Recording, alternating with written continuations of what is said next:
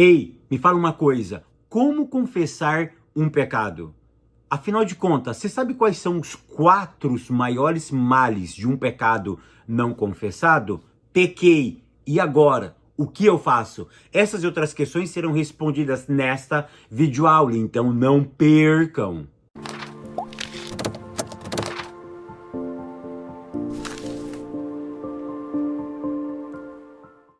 A paz, queridos, que bom estarmos aqui novamente no nosso programa semanal da Escola Bíblica Dominical para darmos sequência à nossa série de estudos bíblicos baseado no tema A Carreira que está nos Propósitos. Para quem não me conhece, eu sou o pastor Fábio Segantin. Se você é novo aqui no nosso canal, não perca essa oportunidade, porque aqui do lado tem o botãozinho vermelho, clica nele e se inscreva, porque toda semana temos vídeo novo no nosso canal. E se você for um inscrito, o YouTube vai lhe avisar quando eu postar algo novo no nosso canal. E não esqueça também de curtir esse vídeo, de deixar o seu comentário e de compartilhar, porque isso é muito importante para nós. Vamos lá, lição de número 8, que tem como título Confessando e Abandonando o Pecado. Afinal de contas, como confessar um pecado?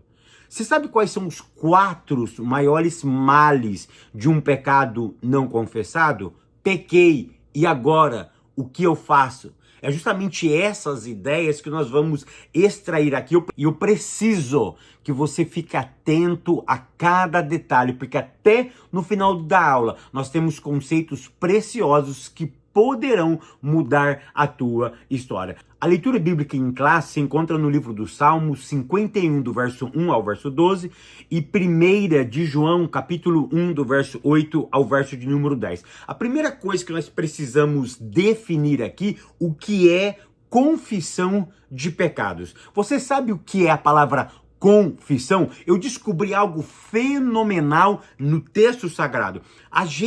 Nós aprendemos que confessar é você declarar algo para alguém. Então, olha só, eu fiz alguma coisa e eu vou confessar. Essa coisa somente eu sei, ou pouquíssimas pessoas sabem, e eu confesso, eu digo para uma outra pessoa o que eu fiz ou o que eu deixei de fazer. Então, o que é confissão?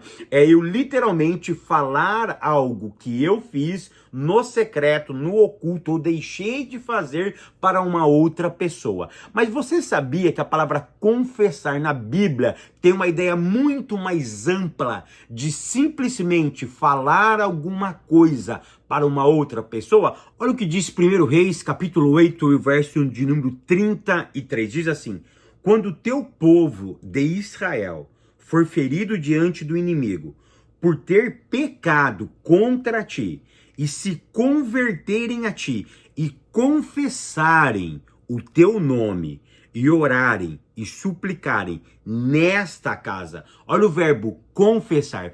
Confessar na Bíblia significa literalmente tirar algo de si.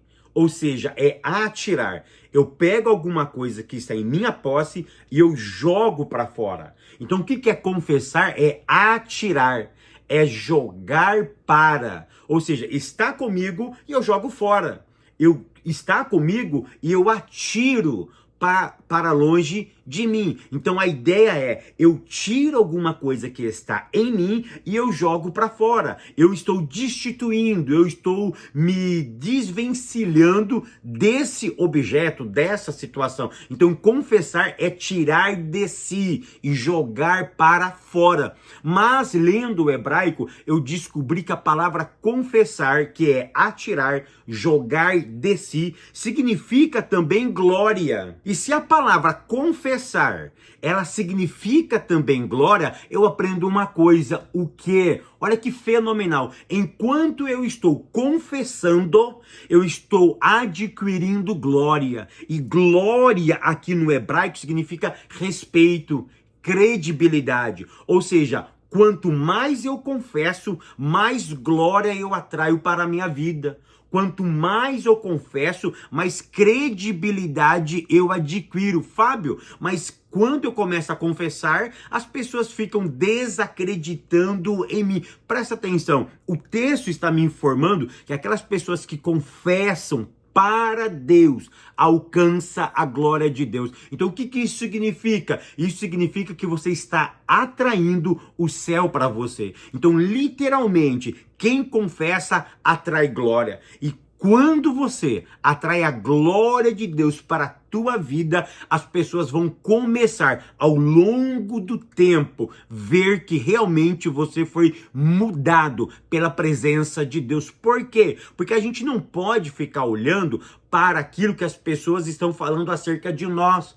Eu preciso colocar na minha cabeça aquilo que Deus está falando ao meu respeito. E o texto diz de forma muito bem clara: quando o teu povo, Israel, pecarem contra ti e se converter. Então olha a ideia, o povo é teu.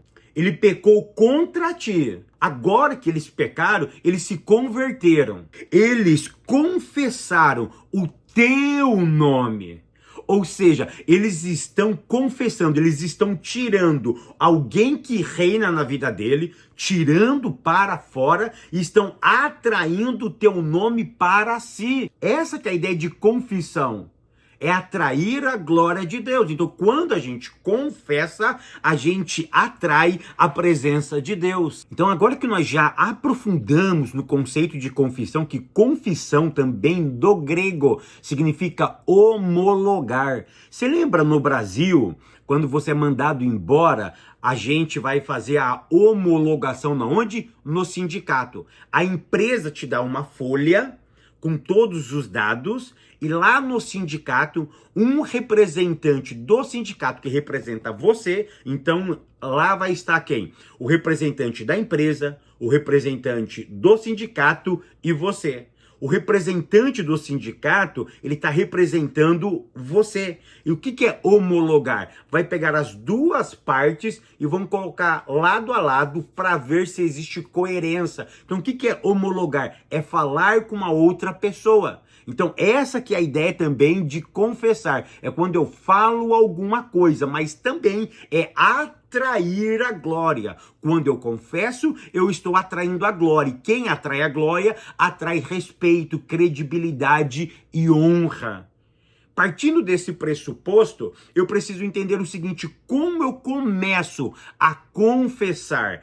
Primeiro ponto, eu preciso reconhecer que eu errei. Se você não reconhecer que você cometeu um erro, que você cometeu um pecado, que você cometeu um deslize, que você traiu a Deus, não existe uma outra maneira de atrair a glória nesse ponto se não for através do reconhecimento. Você tem que reconhecer. Esse é o primeiro passo para uma mudança. Ninguém muda se ele não reconhecer. Então o que é o reconhecer? É a glória da mudança. Reconhecer é analisar novamente os seus caminhos. Olha o verbo reconhecer. Então olha que interessante. Conhecer e reconhecer é analisar novamente o seu caminho.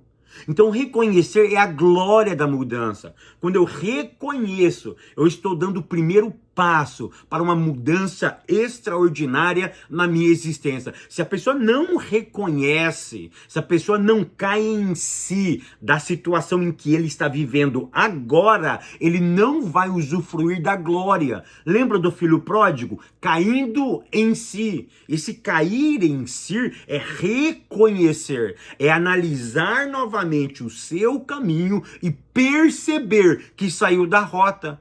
Quando ele percebeu que ele saiu da rota, ele reconheceu. Então, reconhecer acontece aqui dentro.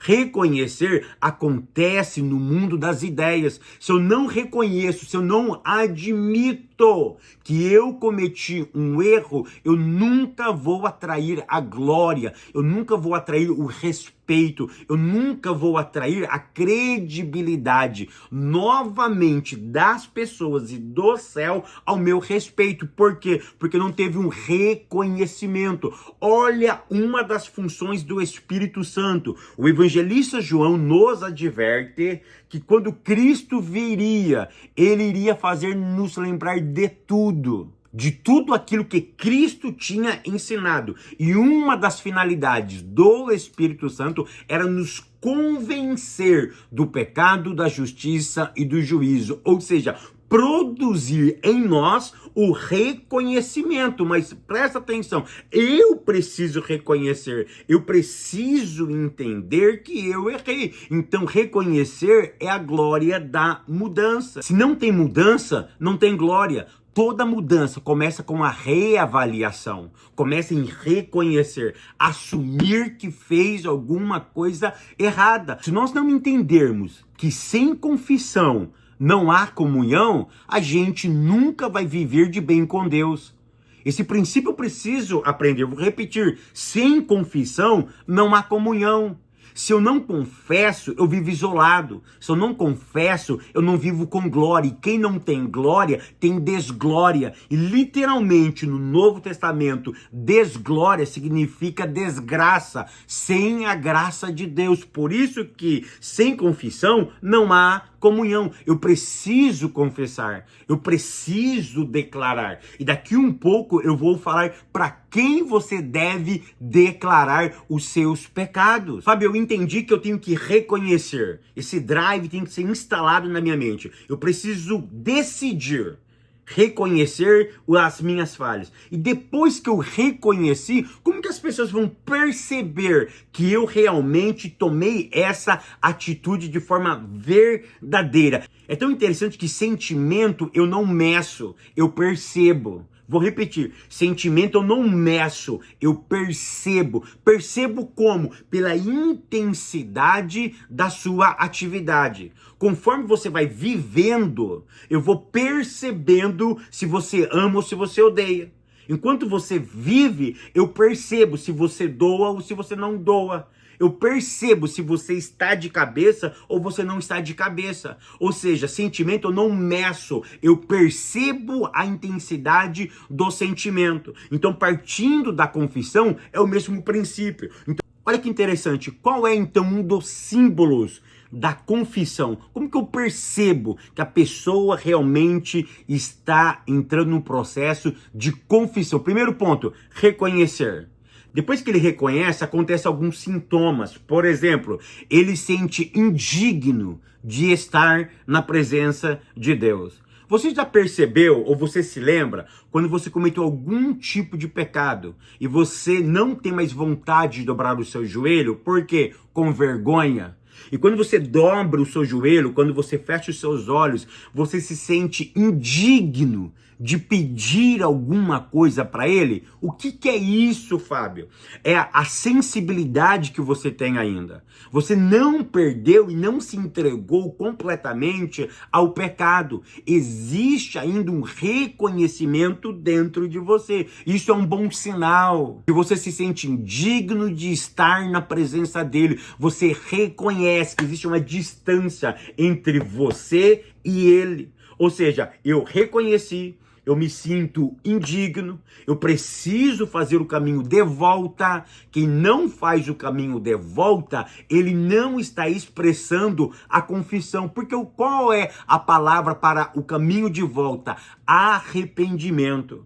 Arrepender-se é voltar para aquele caminho que você não deveria ter saído. E um outro símbolo da confissão é a luta. Preste atenção no que eu vou te dizer. Confissão não é simplesmente deixar de fazer, mas é lutar para não fazer. Eu vou repetir. Confissão não é meramente deixar de fazer, mas é lutar para não fazer. Porque as pessoas não percebem. Quando eu estou num processo de confissão, de declarar, de trazer a glória, o respeito novamente para a minha existência, ou seja, a questão não é deixar de fazer meramente, mas é lutar para não fazer. Essa luta para não fazer é a confissão. É nessa luta de não fazer que você atrai a glória de Deus, que você atrai o respeito, a dignidade para si mesmo. Você olha para si e diz: eu preciso lutar contra isso. É você falando para você mesmo. É você olhando para si e dizendo: eu preciso não fazer isso novamente. Aquela luta que Paulo diz lá na carta aos Coríntios: o bem que eu quero fazer, eu não faço, mas o mal que eu não quero, na hora que eu menos percebo, eu estou fazendo. Essa luta, ela é constante na nossa existência. Então, confissão não é simplesmente deixar de fazer, mas é lutar para não fazer. Quando você está lutando para não fazer, você está confessando. E enquanto você está confessando, você está traindo para você ou trazendo para você a glória, o respeito, a credibilidade para a tua existência. Então, esses símbolos da confissão, ele faz todo sentido na nossa existência. Agora eu preciso mostrar para vocês quais são os 4 maiores males de um pecado não confessado. O primeiro mal de um pecado não confessado é que você perde o poder de prosperar na vida. Olha o que diz Provérbios capítulo 28 e o verso 3. Aquele que confessa e deixa alcança misericórdia, mas aquele que não confessa nunca prosperará. Presta atenção, não adianta ficar olhando para pessoas que estão fazendo coisas erradas e estão prosperando, por exemplo, financeiramente. Você tem que perceber que o texto é muito categórico. Prosperar é na vida, não é em uma área da vida. Se eu estou indo bem em uma área da vida, isso não é sinal de prosperidade, porque prosperidade é um conjunto da minha existência. O que é prosperidade? É um conjunto da minha existência. Por exemplo, área da família, área de dinheiro, área da saúde, área emocional, área espiritual, área de convívio social. Ou seja, se eu estou indo muito bem na área financeira, mas eu estou indo muito mal na família, com os amigos, no trabalho, espiritualmente, emocionalmente, eu não estou completo. Prosperidade é a capacidade de prosperar, de ter êxito na tua existência. E quando nós falamos da existência humana, é um conjunto da vida. Eu não posso isolar a minha vida nas finanças, porque eu não resumo a vida em dinheiro, eu não resumo a vida em família, eu não resumo a vida na igreja, eu não resumo a vida no meu entretenimento, eu não posso resumir a minha vida na área espiritual, na área emocional. Ou seja, se eu resumo a minha vida num determinado momento ou área da minha vida, eu não estou vivendo, eu estou sobrevivendo, porque viver é ter a plenitude de todas as áreas da vida, o equilíbrio de todas as áreas da vida. Então, se eu sobressaio numa determinada área da vida, eu não estou vivendo, eu estou sobrevivendo. E é isso que o texto diz. Então, o primeiro mal de um pecado não confessado é que você não consegue prosperar. E a Bíblia diz que você nunca prosperará. A Bíblia não falha. Você nunca prosperará. Você sempre vai ter uma deficiência na sua vida. Você nunca vai ser uma pessoa completa. Sempre vai ter algo que lhe persegue. Sempre vai ter alguma coisa que lhe macula. Sempre vai ter alguma coisa que mancha a tua existência. Qual é o segundo mal, Fábio? A gente perde a presença de Deus. Olha o que diz em Gênesis capítulo 3 e o verso de número 7. A Bíblia diz que quando Adão e Eva pecaram, o que aconteceu com Adão e Eva? Ambos perceberam que estavam nus. Presta atenção, nudez ali não significa ausência de roupa. Não significa ausência de camisa, de blusa. Não significa ausência de vestimenta. O que é nudez ali, Fábio? É aí que está o segredo. Nudez naquele momento não simbolizava vestes humanas, mas a glória que revestia Adão e Eva. É isso mesmo. Nudez significa literalmente a roupa que ele tinha. A roupa que estava envolvendo o ser humano. Nudez não tem nada a ver com retirada de roupa, preste atenção. A retirada da presença traz anomalia. Eu vou repetir. Perceba que quando foi tirado algo deles, eles perceberam que estavam nus. O que significa isso? A ausência ou a retirada da presença de Deus sobre a nossa vida sempre vai trazer alguma anomalia. E qual foi a anomalia que eles perceberam? Eles perceberam a desfiguração do divino no humano. Olha que interessante, eu vou repetir. Qual foi a anomalia que Adão e Eva perceberam? Eles perceberam a desfiguração do divino no ser humano. Por quê? Porque o ser humano tinha uma característica divina.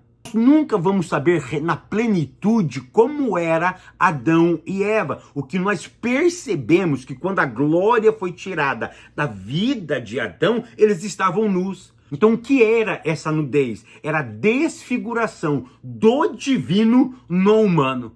Quando Adão olhou para Eva, e quando Eva olhou para Adão, eles perceberam que eles estavam desfigurados. Ou seja, quando a glória de Deus sai da nossa vida, acontece a desfiguração do divino no humano. É por isso que eles fizeram roupas para ele. Olha o que Paulo nos afirma.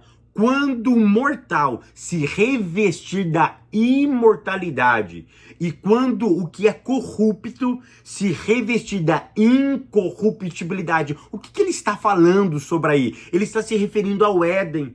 Ele está falando sobre como Adão, como nós éramos no jardim do Éden. Ou seja, a ausência da glória trouxe anomalia. Por exemplo, desfigurou o divino no humano, porque Deus não é corrupto, Deus não é mortal, Deus é imortal. É isso que Paulo está querendo nos dizer. Olha, após a nossa morte, quando nós ressuscitarmos com ele, nós voltaremos a ser aquilo que Adão era lá no Éden. Por quê? Porque o mortal se revestirá da imortalidade. O que é o mortal? É a desfiguração do divino no humano. O que é a corrupção? É a desfiguração do divino no humano. É por isso que nós voltaremos a ser como Adão era. Então é essa perspectiva que eu preciso ter. Presta atenção no que eu vou te informar agora. Quando nós manchamos a alma, nós cobrimos o corpo.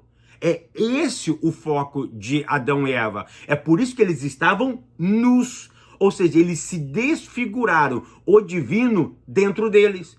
A alma deles foram manchada. Por isso que eles precisou fazer aventais para si. Então, para resumir, o que é nudez? É a ausência da presença. E toda vez que eu tenho ausência da presença, eu tenho anomalias dentro de mim. Nudez é a desconfiguração do divino no ser humano. Qual o terceiro mal de um pecado não confessado? A gente cria a nossa própria religião. Olha para Adão. Adão peca. O que Adão faz? Adão ele faz para si aventais. Aventais é uma tentativa humana para chamar a atenção do divino. Eles perceberam que daquela maneira eles não iam chamar a atenção do divino. Eles não iam chamar a atenção do eterno, que conversavam com eles. Então a Bíblia diz que eles fazem para si aventais. Qual é o problema de nós cometermos pecado e não confessarmos? A gente cria a nossa própria religião. A gente cria o nosso próprio método para tentar atrair Deus. E além de atrair, eu crio o meu próprio método para eu aplacar a sua ira.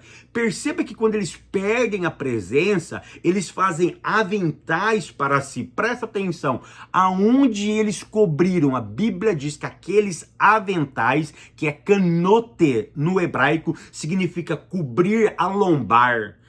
Cobrir a lombar é da barriga para baixo. Ou seja, é a parte lombar dele. É a parte aonde tratava a ideia dos sentimentos, aonde tratava a ideia da alma. Porque no hebraico era... Por isso que a Bíblia diz que Deus sonda os rins. Porque naquela época eles não tinham ideias científicas ainda. Por exemplo, se você desce uma montanha russa, qual é a sensação que você sente na barriga? Você fala, eu tive um frio na barriga. Quando a gente está com medo, essa região aqui ela é afetada. Então, no Antigo Testamento, por falta de conhecimentos científicos, eles atribuíam que o sentimento ficava nessa região dos rins. É por isso que a Bíblia menciona que Deus sonda, esquadrinha os nossos rins, ou seja, aonde ficava as nossas emoções. É por isso que Adão, é como se Adão tivesse tido um frio na barriga. Ou seja, o catenote que ele coloca justamente nessa área. E ele faz aventais. Aventais é diferente de túnicas. É por isso que quando eu não confesso o pecado, eu crio a minha própria religião. É diferente o avental da túnica. Então é interessante que Adão e Eva faz para si aventais. Aventais não cobre todo o corpo. Aventais era para uma determinada área do seu corpo. Quando Deus, depois que teve o encontro com Adão, Deus fez diferente. Deus não faz aventais. Literalmente, a Bíblia diz que Deus faz túnicas para ele, ou seja, para o seu corpo inteiro. Então, quando a gente não confessa um pecado, a gente cria a nossa própria religião. A gente cria o nosso próprio meio de aplacar a sua ira. É o jeitinho brasileiro. É uma maneira que eu encontro de convencer Deus de ele não ficar tão bravo comigo. Aí eu dou dinheiro, eu faço caridade, eu vou fazendo um monte de coisas humanas para aplacar a sua ira. É esse o problema de nós não confessarmos pecados. Qual é o quarto mal, Fábio, de uma pessoa que não confessa o pecado? Qualquer palavra de Deus o incomoda. É tão interessante que quando eles perdem a presença, eles saem correndo. E enquanto eles saem correndo, aí Deus vem ao encontro deles. E o que Deus pergunta para eles? Qual é a voz que eles ouvem? Adão, aonde estás? Então olha que interessante, essa pergunta não era para causar medo. Bastava eles responderem, estou aqui. O problema não é onde eles estavam, era o que eles tinham feito. Qualquer palavra de Deus sempre vai causar medo, sempre vai causar um desconforto. Ou seja, quando a gente não confessa o pecado, qualquer palavra que sai da boca de Deus, qualquer palavra que a gente ouve, nos incomoda, porque sempre vai trazer medo e fuga. Agora que eu já entendi os 4 grandes males de um pecado não confessado, eu preciso entender quais foram as consequências do pecado de Adão e Eva. Você sabia que foram 2, basicamente? E essas vocês nunca ouviram. A primeira, aconteceu um divórcio. Fábio, o que é isso? Literalmente aconteceu um divórcio. Quando a Bíblia diz, e havendo lançado o homem para fora, a palavra lançar para fora, literalmente, no hebraico é divorciar. Ou seja, rompemos o contrato. Você quebrou o contrato, Adão. Então eu estou me divorciando de você. A palavra ali literalmente é divórcio. Deus estava divorciando de Adão. Não que Deus não ia continuar cumprindo o seu pacto. Não era que Deus ia deixar de cumprir aquilo que ele tinha prometido para o homem. Negativo. A ideia era, eu estou me divorciando porque você precisa perceber a gravidade do seu erro. Ou seja, literalmente, Deus estava divorciando de Adão. E você sabe qual foi a segunda consequência do pecado de Adão? Ele perde o direito de viver no local do propósito. Você percebe que Deus cria os céus e a terra. Mas a Bíblia vai dizer que Deus planta um jardim e coloca o homem nesse jardim. Você já percebeu essa diferença entre o planeta Terra e o Jardim do Éden? Você sabe o que significa Jardim do Éden? Jardim do Éden é uma espécie de quartel-general. Era um lugar onde as diretrizes de Deus sairiam daquele lugar. Era ali que Deus passava toda a instrução para Adão e Eva. Ali era o lugar do propósito, era no Jardim do Éden. O Jardim do Éden era uma espécie de quartel-general, era uma espécie de centro de inteligência. O comando para a terra partia do Jardim do Éden. Ou seja, do Jardim do Éden, através de Adão e Eva, todas as famílias da terra seriam abençoadas. Todo o planeta Terra viveria dentro de um propósito saído, ensinado, colocado no Jardim do Éden por Adão e Eva. Adão e Eva tinham a ideia, Adão e Eva tinham o privilégio de receber de Deus e de instruir. É essa a ideia que você precisa entender. O Jardim do Éden era um centro de inteligência. O Jardim do Éden era uma espécie de quartel-general. Era dali que saía toda a estratégia. Era dali que saía todo o conhecimento de Deus. Deus descia e na viração do dia, Deus falava com Adão e Eva. Ele perdeu o direito de viver no lugar do propósito. O local do propósito, Adão e Eva perdeu. Então todas essas vezes que nós pecamos, vai ter essa consequência. A gente deixa de viver o lugar do propósito de Deus. Nós nos divorciamos de Deus e a gente perde exatamente o privilégio de viver no local exato do propósito de Deus. Queridos, olha outras consequências que o pecado traz para a nossa vida. Leiamos o Salmo 32, o verso 3. Enquanto eu me calei, envelheceram os meus ossos pelo meu bramido em todo o dia, porque de dia e de noite a tua mão pesava sobre mim. O meu humor se tornou em sequidão de estio. Ou seja, olha o sofrimento de Davi. Nós acabamos de ler um salmo de Davi. Após o pecado de Davi, o pecado não confessado de Davi. O que aconteceu na vida de Davi? Enquanto ele se calava, os ossos dele, a Bíblia diz que os ossos de Davi envelheceram. Qual é a ideia? O sentimento, a área emocional de Davi foi completamente abalada. Porque aquilo que eu não exponho para fora, cresce dentro. Eu vou repetir. Aquilo que eu não exponho para fora, cresce dentro. E se aquilo que está crescendo dentro de mim for algo negativo, enfraquece a minha matéria. Então olha que interessante, enquanto aquele monstro crescia dentro de Davi, o seu corpo estava sofrendo uma pressão. Por isso que existe o envelhecimento, o atrofiamento dos ossos de Davi, justamente por causa disso. Porque você tem que entender que essa linguagem é uma linguagem poética. Não era que hoje ele estava com 20 anos de idade e amanhã, ou depois de 2 meses, ele tinha cara de 50, de 80, de 100. Não, não é essa a ideia, é uma ideia poética. Ou seja, enquanto ele não falou, aquilo crescia dentro dele.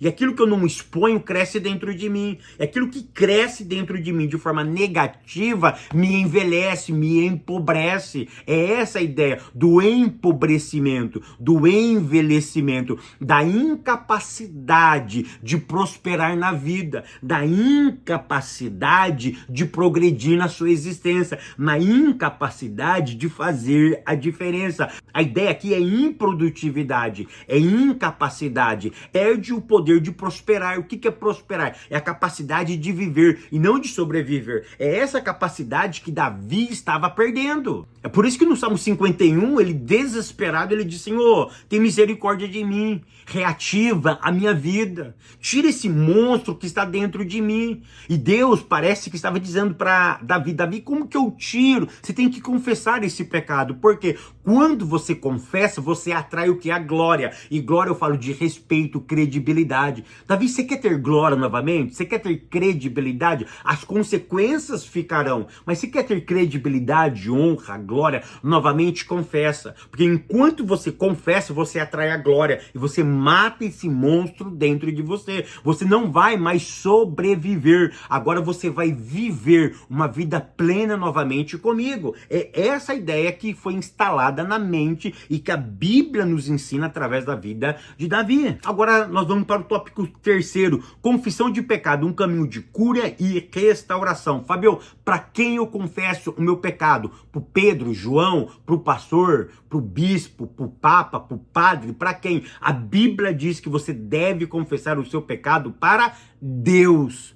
É para Deus que nós temos que confessar o nosso pecado. Por que eu confesso para Deus? Porque apenas Ele pode mudar a tua história. Somente Ele tem a capacidade de mudar o seu estado. Somente Ele que tem a capacidade de trazer novamente a glória, o respeito, a credibilidade para a tua existência. Então não permita de forma alguma que alguém te menospreze por aquilo que você fez. Não permita que ninguém fale alguma coisa ao teu respeito. Por quê? Porque Deus, o sangue de Cristo, ele já te purificou. E o passado não tem mais como resolver. O passado não tem mais como voltar. Você precisa focar naquilo que Deus fez por você.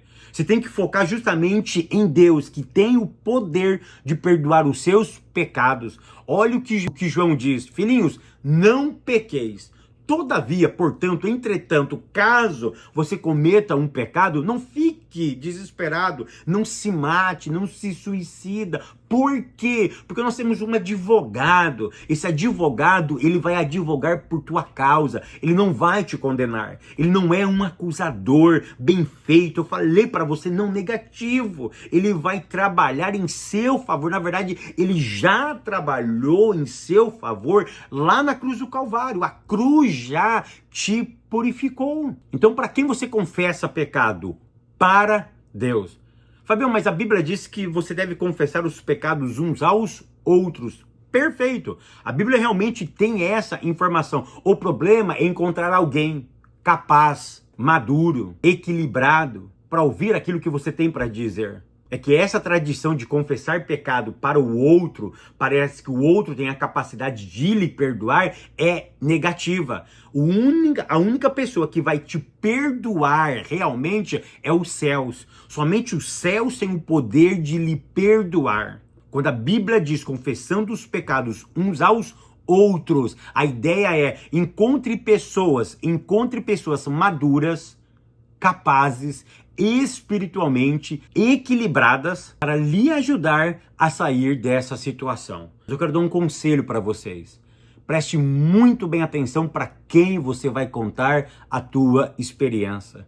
Não conte na emoção, não conte no ápice do seu momento, porque aquela pessoa pode sair da sua vida. Essa pessoa que você vai contar para ela pode daqui 5, 10 anos não estar mais com você.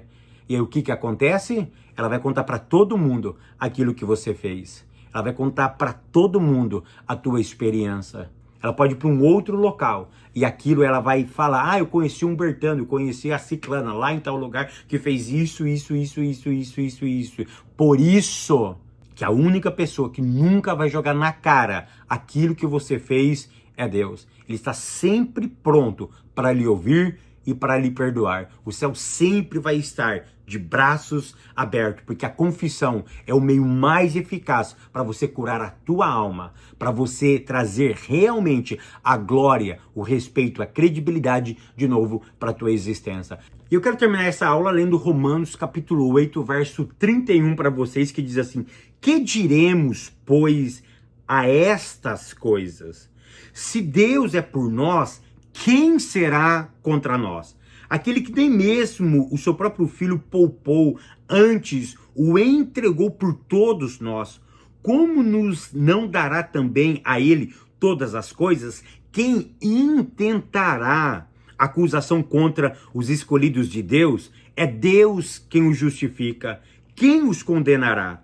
Pois é Cristo quem morreu, ou antes, quem ressuscitou dentre os mortos, o qual está à direita de Deus e também intercede por nós.